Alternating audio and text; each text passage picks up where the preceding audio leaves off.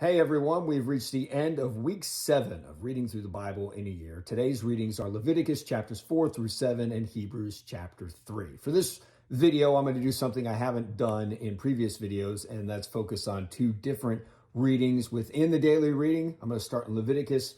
These 4 chapters are focusing on sin offerings, and let me just say, I'm really glad this is not the practice today because I could see it becoming extremely exhausting. You couldn't just ask for forgiveness back then. You had to sacrifice a choice animal every time for forgiveness. And since people's wealth was directly correlated with their livestock, this practice, if you couldn't stop sinning, could adversely affect your family's well-being. But thankfully, we have Jesus who served as our sacrificial lamb, and these sacrifices are no longer necessary.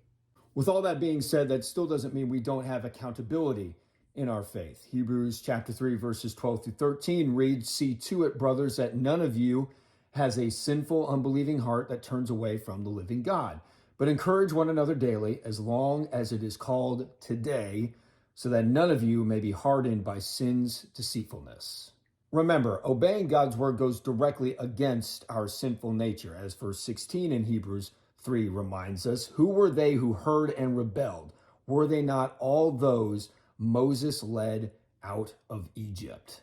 Well, not only did he lead them out of Egypt, he did so with God performing numerous miracles. There were the plagues. He was leading them by a pillar of cloud during the day, a pillar of fire by night. He was splitting the Red Sea in half and then dropping it on the Egyptians. And then he was raining manna from the heavens when they complained about not having anything to eat. Yet still the Israelites, over all of that, could not believe in God and trust in his providence. And what happens? They get banished to the desert to wander for 40 years. So if it was that hard for them to trust in God, even though he was literally right in front of their faces, that means it's that much harder for us.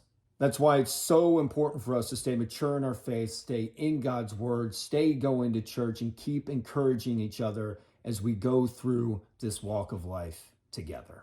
Tomorrow we begin week 8 of reading through the Bible in a year. That is Leviticus chapters 8 through 11, Psalm 110, and Hebrews chapter 4. See you later.